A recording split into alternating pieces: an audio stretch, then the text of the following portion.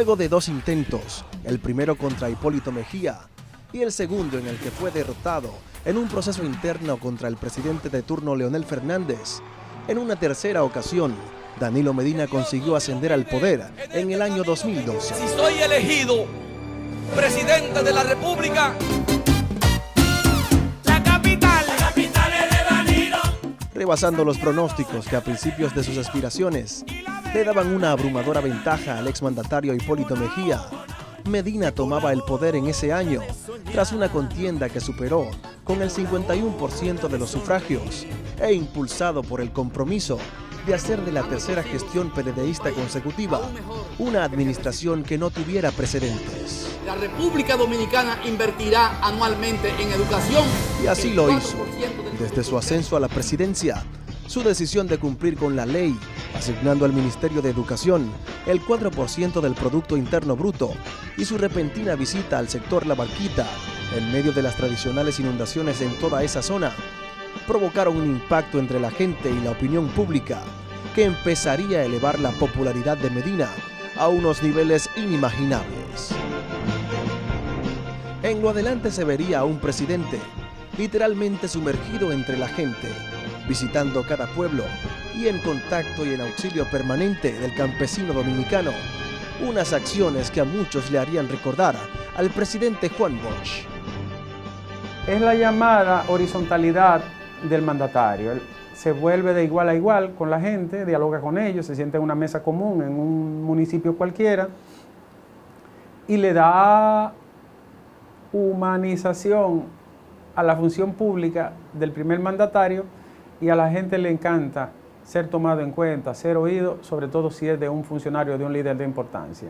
Porque ha hecho, como dice su eslogan, lo que nunca se había hecho, es acercar un poco más el Estado a la gente. No es que lo haya hecho de manera dramática, muy significativa, pero ha sido un pequeño giro que le ha valido la aprobación de la gente. El economista y experto en estudios sociales Pavel Isa Contreras entiende el estilo que distingue al presidente Danilo de sus antecesores como uno de los factores por donde puede empezar a explicarse que a 2 años y medio de su gestión, ahora es cuando el mandatario cuente con los niveles más altos de aprobación de los dominicanos. Ha sido su estilo personal, ha ayudado mucho en esto, un estilo poco conflictivo, un estilo que busca lidiar con las tensiones, y la población dominicana es una población que tiene aversión al conflicto, y ese estilo de buscar las soluciones y no enfrentar directamente, no atacar directamente a gente o a propuestas diferentes, hace también que sea valorado. Es el FEDA el que está prestando, no es el presidente. El presidente, bueno, toma la decisión porque es el jefe del Poder Ejecutivo, pero es el Fondo Especial para el Desarrollo de la Agricultura, que es un fondo especializado dentro del Banco Agrícola. Es la forma en que el presidente le saca provecho político, pero además se trata también de una actitud de él. Él es el que ha empujado que el FED haga estas cosas, y él lo que hace es sacar provecho político de una decisión previa de él sobre hacia dónde van los fondos de ese programa.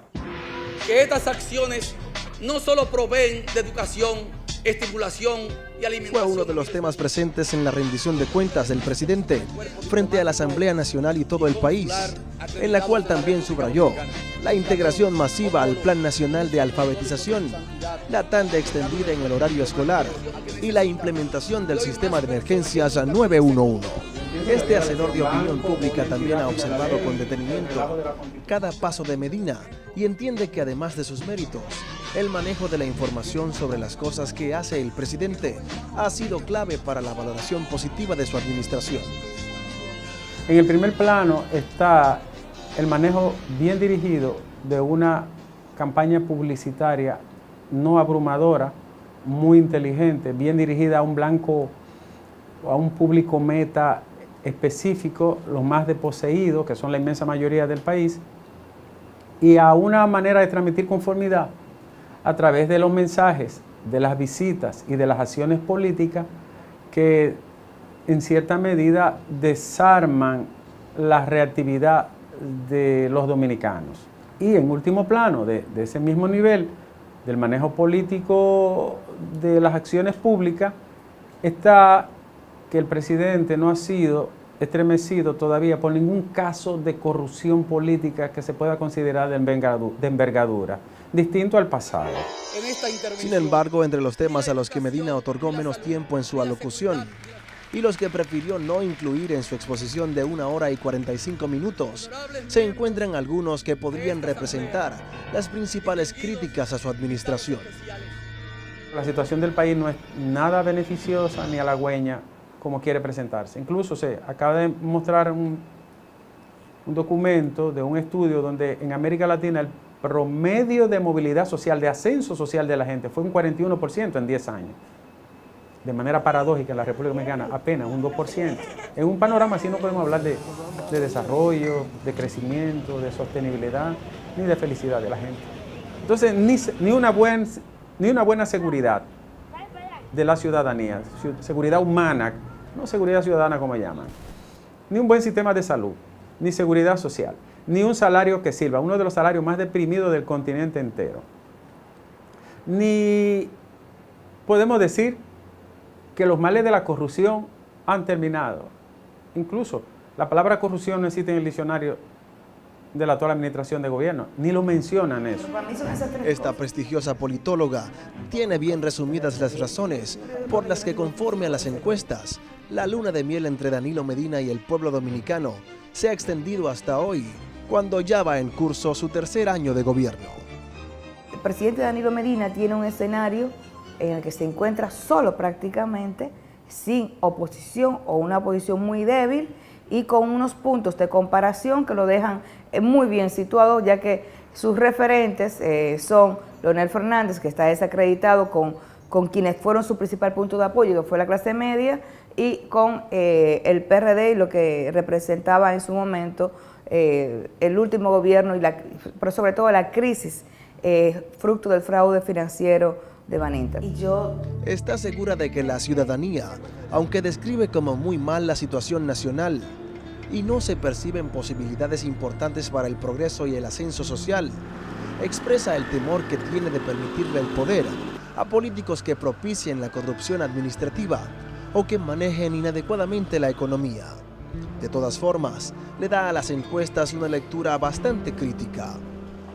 Si las encuestas crean realidad y los medios de comunicación en este momento tienen una actitud de autocensura que existe y que es real, y a eso tú le agregas la ausencia de una oposición política incapaz hasta ahora de generar una ola de presión y de confrontación que permita discutir al menos los grandes problemas que afectan a las personas en este país, entonces tú tienes que entender por qué razón Danilo Medina exhibe los altos índices de popularidad que exhibe en este momento. Intelectuales de la talla de Antinoe Fiallo Villini también tienen una apreciación especial de las consultas que otorgan a Medina y a su gestión cerca de un 90% de aprobación. Yo creo que las encuestas de alguna manera no están bien orientadas, porque se supone que las encuestas deben comenzar precisamente por la valoración que las personas, que los ciudadanos y las ciudadanas tienen de la vida que están llevando. Y entonces cuando tú encuestas a las personas, van saliendo todos los problemas que están viviendo en la vida cotidiana. Algunos datos le otorgan la razón. Entre las cifras que hablan de la elevada valoración positiva de Medina y de su gestión, también se publicaron otros resultados a los que casi no se prestó atención. El 50% de la población dice que su situación no es buena. Cerca del 66% entiende que la economía está mal y aproximadamente el 85% de los pobres cree que no puede salir de la pobreza.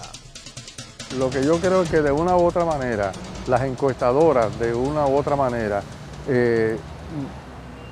tienen temor de las consecuencias sociales de resultados de esa parte que yo te decía de la encuesta.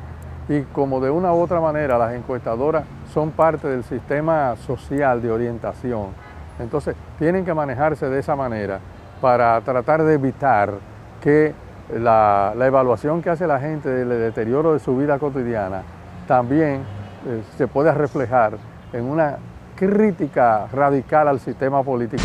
Se ha fijado en el permanente contacto popular del mandatario, pero en lo relacionado a problemas sociales tan fundamentales como los servicios de seguridad ciudadana, el acceso a vivienda, agua potable, electricidad y salud, asegura que no puede conferirle crédito.